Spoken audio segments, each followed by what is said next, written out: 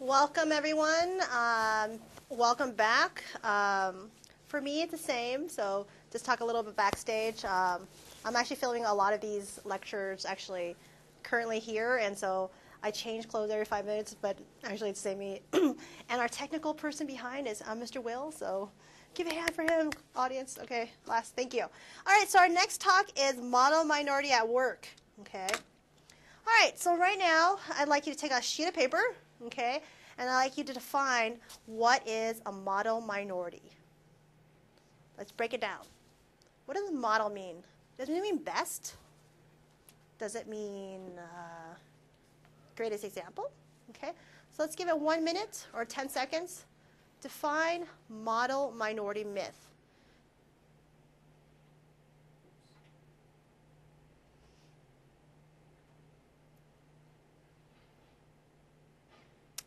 All right, so the model minority myth is actually one of the most persistent and negative myths, actually, I would argue, for Asian Americans. Okay, so Asian American males, they're great techno geeks, right? But you know what? They're not articulate males, so they're not good leaders, right? So keep them at the the technical fields. Okay, so I want to talk a little bit model minority myth, which is one of the most persistent myths. So this myth is a creation. This was made, this was constructed, okay? Just like terms like Chicano have a political kind of history to it, the model minority myth has had a crucial kind of creation myth. All right, so the model minority myth was created, this myth was created in the 1960s. It began when Time magazine, they said that all Asians are good at what? So everyone write it down. What are all Asians good at? So just like Chicano, Asian American, the term actually was a political term, but model minority, right? It started with this, you see this Time magazine. You take my other classes, we go through the anti-Asian sentiment, and then we talk about how, wow, after the internment, Time magazine runs this cover of these Asian American, it says Asian American whiz kids.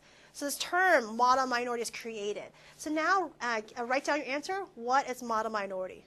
Well, it is a myth that says all Asians are rich, all Asians are doing well in school, they're like the most educated, the most rich, and they're all happy, okay?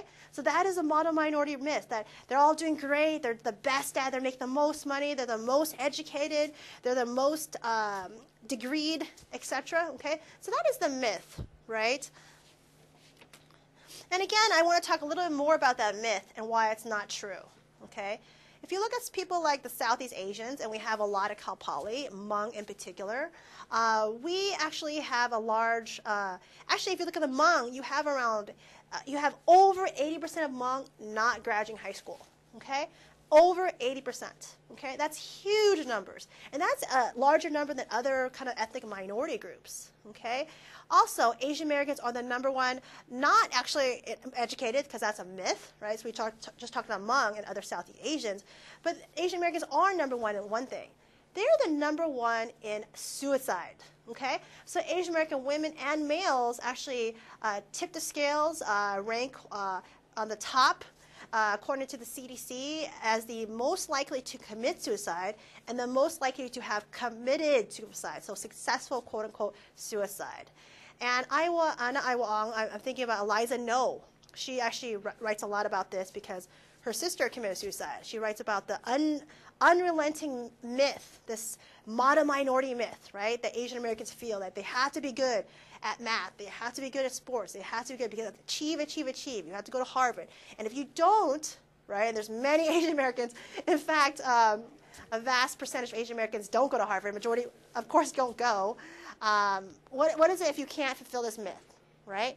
And Eliza No talks about how this myth leads to suicide, right? So you look at college students, who's the #1 people committing suicide? Asian Americans. You look at elderly, who are the #1 elderly American committing suicide? Asian Americans, okay? So there's many reasons why the model minority is a myth, right? But also, the model minority, it actually creates anger and tension between other minorities. It's a creation. So please star this, please underline this, please circle this. no Asian American actually self-identifies as a model minority. Once again, no Asian American identifies as a model minority. It is a created myth, right? And actually fosters anger of other ethnic groups towards Asian Americans. And I'm thinking specifically of the study that now I can't remember the name, but it's a study after the LA riots, right? After the Koreans were looted in the 1992 LA riots. They did a study where they asked African Americans, who are your least liked group? And actually, it's really interesting. They say that Asians are their least liked group. Actually, many studies I can actually talk about how Asians are looked upon as disloyal, looked upon as the curve breakers, okay? So again, this model minority myth is a negative stereotype. So I always have a student that says, well, it's good. It says you're all rich. Well, first of all, it's not true because most Asians are not rich. And second of all, what if you are the Asian that needs the ESL program? What if the Asian, or you need the suicide prevention program, right? You won't get it because the image is that you're all doing well and doing wonderfully, right? So if you look at the Vietnamese, if you look at the Filipino, you look at parts of Koreans, you have people that are on welfare. Particularly if you look at the Southeast Asians, you're looking at a third generation on welfare. Okay, so where is the model minority? Yes, we do have a visa for Indian Americans who have actually have PhDs, but that's a small, tiny number. Okay, and that's not the vast majority. But these are persistent myths. So take a look. Take a look at the first one. The first one is the Dragon Lady. Let's take a look at the first one. So you look at historical images in Hollywood of the Dragon Lady, the woman that's over-sexualized, and she's the Asian woman that uses her wiles to attract you, right? So Lucy Liu, and actually I love this actress. She's in elementary now, and she's awesome in it. She's actually been accused often of actually reiterating this stereotype of Asian women as the dragon lady, right? That they use their sexual wiles to attract you and then destroy you, right? Kind of like one of those animals or those things that eat you. Like I'm thinking of like what is that? What is that spider that eats you after you copulate with it? Okay, so you know what I mean. The second stereotype I see, and I want you guys to look about, is the mystic. Asian Americans are, they're kind of like ghostly others, right? They're mystics, right? So they're not human, right? They're not human. They are from another world, right? So David Carradine, and actually he's not Asian at all. He plays Yellowface. He was actually in this very popular TV show called Kung Fu, and he played the warrior monk, right? And so if you ever watched the show, and sadly I watched it, he doesn't talk in sentences. It's like this strange, like Yoda-like, me sense it is good because the flowers have turned to left. Okay, so again, David Carradine is a great example of Yellowface, but also of this mystic, right? So if you look at the other slide, and you look at the other person, who is that? Take a look. Who is that? I'm standing in front of it, so I don't know if I should move to the side. All right, thank you. The other person is Deepak Chopra. Asians, somehow closer to the mystical land. You have some deep feeling with the third space, I don't know, okay? And also this kind of stereotypes also overlaps with kind of African American and kind of Latino stereotypes as well. I'm thinking like The Ghost. Has anyone seen Ghost? Whoopi Goldberg, and she plays like this mystic in the movie. She got an Oscar for it, right? So it's problematic because people say that she played a stereotype.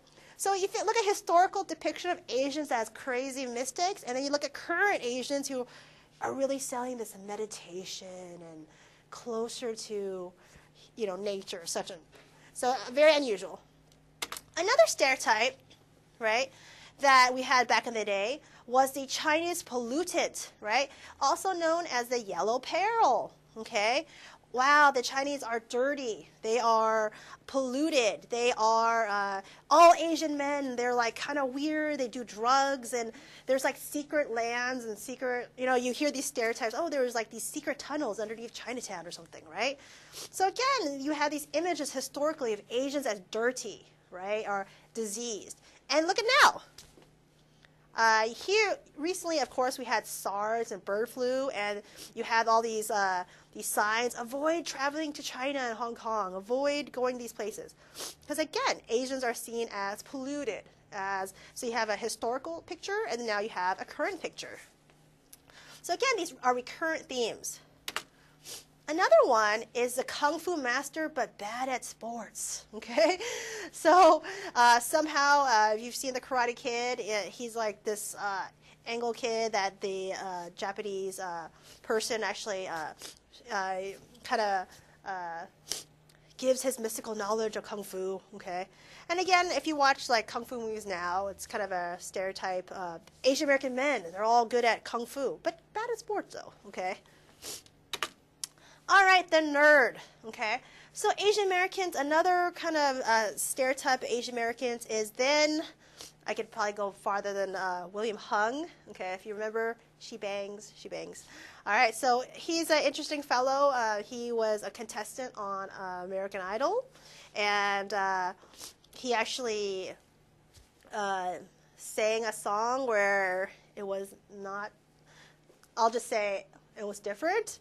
And thus, there was a lot of outcry when he actually protested and said that, he tried his best, and that's awesome.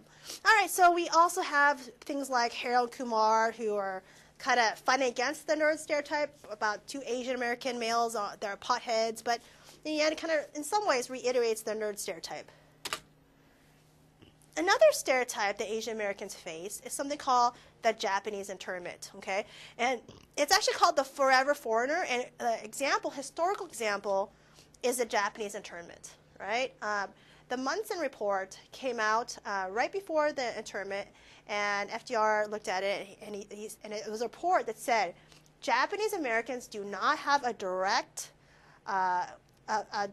conflict with the United States.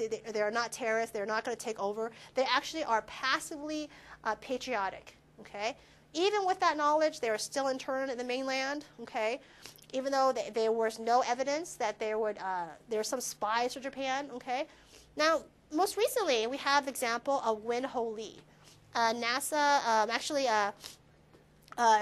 scientist, and actually his daughter went to UCLA, and very local man. He was accused of being a spy for actually it was pretty funny, for China. But if you know anything about geopolitics, he's actually from Taiwan. Okay, so let's think about this. Taiwan is not friendly with mainland China, right?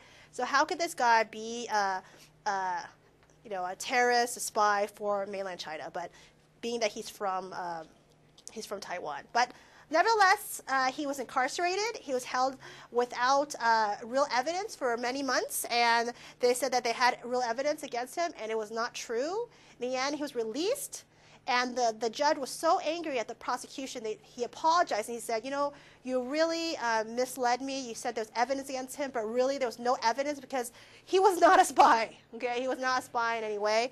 And actually, even our president at that time, President Bill Clinton, also apologized to him and said that, it was possibly racial stereotyping, that he was in prison. So again, you have people at the highest level as scientists actually accused of being a spy and actually held against their will, as well as the Japanese internment.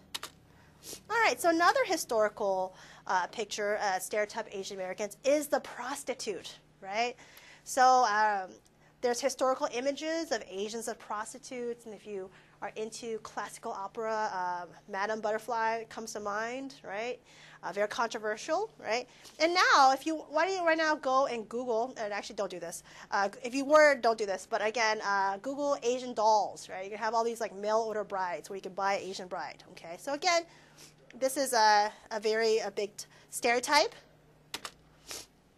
So, model minority. What racist stereotype does this remind you of? Let's go back. Is it a prostitute? Remember, all Asians are doing well. All Asians are they're doing too well. They're too smart, right? They're getting too many jobs. Is it a prostitute? Is it the forever foreigner? Is it the nerd? Kung Fu master? Pollutant? Mystic? All right. One could probably argue it's a combination of they're too good, they're too smart, right? So maybe a kung fu master, a nerd, okay? Remember, the model minority is something that says that you're different, right? In positive and actually negative way, okay? So does it have an effect in the workplace? Yes. Actually, Timothy Fong has a great book, actually, called Contemporary Asian American Issues. And he talks about Asian male engineers and Asian male computer scientists, right? Yes, they're hired sometimes, but they're the least likely to get promoted at the normative time. So class, if you're not promoted at the 7-year mark, generally there's something wrong, right? If you're there 7 years and the people you trained are getting promoted over you, that is an issue. So he talks about how these Asian American males, yeah, they're racially stereotyped as the model minority, and so, quote, they're good computer scientists, they're good engineers, but do they get promoted to management? Do they keep going after the 7-year mark? No, right? So you have a lot of Asian American males actually starting their own companies because of that, right? And so if you ever want to do your paper on that, that's actually a very good topic on the glass ceiling for Asian American males, actually lower than what people think, okay? So basically, this chapter recounts multiple stories of APAs invading the stereotype and how it affects them. So now I'm gonna play a video called "The Double Minority," and it's about how Asian American women actually are treated. So actually, I'm gonna take a break right now, and right at the next showing, I'm gonna start the video.